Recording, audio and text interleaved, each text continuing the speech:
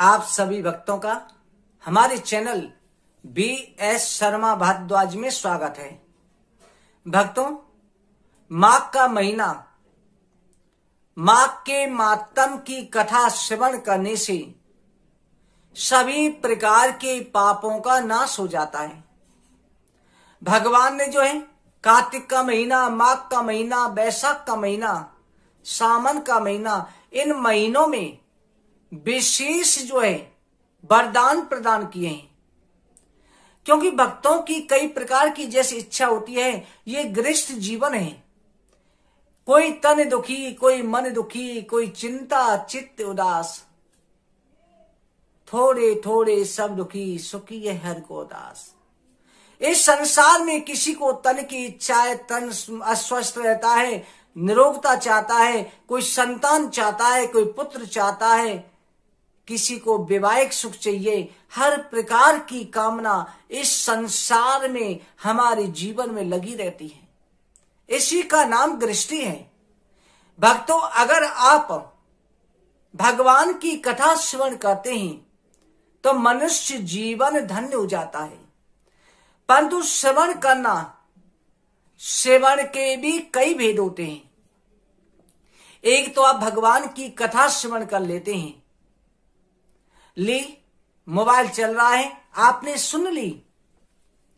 गुरु और शिष्य, श्रोता और वक्ता किस प्रकार से कर रहे हैं, आप सुन रहे हैं, तो सुनाने वाला ऐसा चाहिए जो आपको एक एक तत्व समझा सके। ऐसा गुरु होना चाहिए, क्योंकि जिससे कथा श्रवण करते हैं गुरु हो जाता है। एक एक तत्व का रहस्य समझाए, कथा को जो समझ में आए, और उसके बाद में श्रोता को जो है उस कथा को धारण करना चाहिए। कथा को धारण करें तो आप भक्तों एक बात का ध्यान रखें, भगवान की कथा का ये नहीं होता कि मुक्ति प्रदान करती है। भगवान की कथा श्रवण करने से अर्थ, धर्म, काम, मोक्ष चारों प्रकार के पदार्थ प्राप्त हो जाते हैं।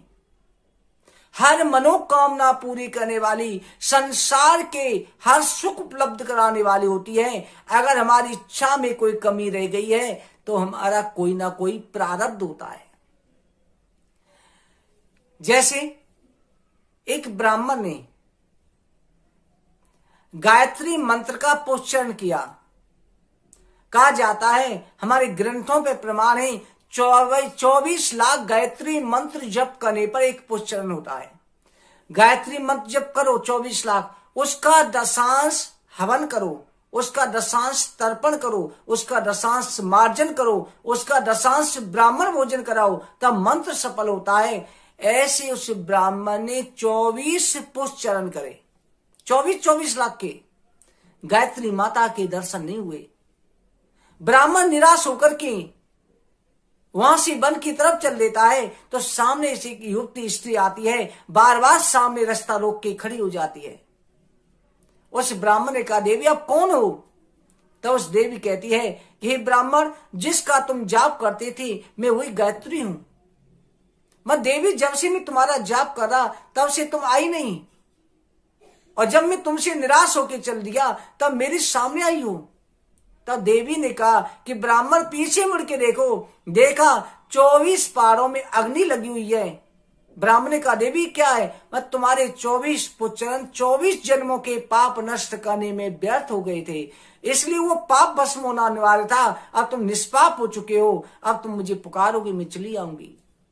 इसी तरह से भक्तों, अगर आपको किसी बार कथा का फल नहीं मिला तो समझ लीजिए या तो हमारा कोई कर्म था, उसमें वो चले गए, या हमारे अंदर कोई त्रुटि रह गई है। भगवान की कथा कभी निष्फल नहीं जाती। कलयुग में तो बहुत जल्दी फल दिखाती है। इसलिए भगवान की कथा अमृत को, ये नहीं कि आप माघ के महीने में सुन रहे हैं, कार्तिक में सुन रहे हैं, वैशाख में सुन रहे हैं, हमेशा आपको कथा श्रवण करने को मिल रही है। कथा को सुनता रहो। आप खाना खाने के लिए, सोने के लिए समय निकालते हैं, आधा घंटा कथा के लिए भी निकालो। देखो मेरे गोविंद की इतनी कृपा हो जाएगी, आप जिस इष्ट को मानते हैं उनकी कृपा से आपके सारे कार्य बन जाएंगे, आपके हर प्रकार मनोरथ की प्राप्ति होगी। इसलिए आप माघ के महीने की कथा जरूर श्रवण करें। हम भागवत भी डाल रखिए, सभी कथाओं को आधा घंटा निकाल के जरूर सुना करें, श्रद्धा भाव से श्रवण करें, क्योंकि मनुष्य जीवन में और कुछ तो होता नहीं है। और भगवान की कथा सुनने में कोई नियम नहीं होता, किसी भी समय सुनो, किसी भी अवस्था में सुनो। मंगल भवन अमंगल हारी, द्रवौ सुदशरथ अजिर बिहारी। भगवान का नाम तो हमेशा मंगलदायक होता है। आप नारायण की कथा किसी भी अवस्था में सुनो, ज्यादा से ज्यादा लोगों को उसमें जोड़ो, उनको जोड़ो कि वो भी कथा सुने, उनका भी पुण्य आपको प्राप्त हो। भक्तों, माघ मातम की कथा प्रारंभ हो रही है, आपको जरूर सुननी है, पूरी श्रद्धा भाव से सुननी है। आप स्नान नहीं कर सकते तो केवल हाथ पैर धो करके सुन लो, किसी भी अवस्था में सुनो तो सही, रास्ते पे आओ तो सही। मेरे नारायण की कृपा से आपके जीवन में कैसा भी परिणाम हो, भगवान की कथा जरूर सुनो। और भगवान की कथा अधूरे में नहीं छोड़नी चाहिए, भगवान की कथा पूर्ण जरूर सुननी चाहिए। देखना आपके सारे पाप ताप संताप दूर हो जाएंगे। अगर किसी के जीवन में किसी भी तरह का ग्रह दोष है, नवग्रह कभी भी कोई भी ग्रह परमात्मा से बढ़कर के नहीं हो सकता।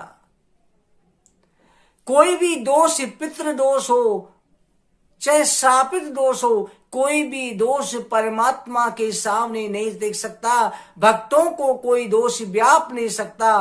केवल आप सुनो तो सही, आप इस चीज को अपनी मन से निकालो कि मैं ये हूं, मैं इस कथा को नहीं सुनूंगा, मेरा ये धर्म है, मेरी जाति, इस चीज को निकालो। सबसे पहले एक मानो हम एक हैं। भगवान ने स्वयं कहा है, एको हम बहुश्यामा, परमात्मा एक है। और वही परमात्मा विभिन्न रूपों में आप में मुझ में विराजमान हो रहे हैं, संसार की ये व्यवस्था चला रहे हैं। इसलिए परमात्मा जैसे एक पिता पर 4 बेटे, चारों बेटों का बराबर अधिकार होता है। हाँ, इतना होता है, कोई बेटा नालायक होता है, कोई सुपात्र होता है, कोई कुपात्र होता है, पिता थोड़ा उसे देने में भेद भी करता है तो उसमें भी उसकी भलाई छिपी होती है। इसलिए आप परमात्मा से नाराज ना हो, हमारे सच्चे पिता वही हैं। आप उनकी कथा जरूर श्रवण करें, माघ मातम जरूर श्रवण करें। भक्तों, इसी के साथ हम विदा लेते हैं।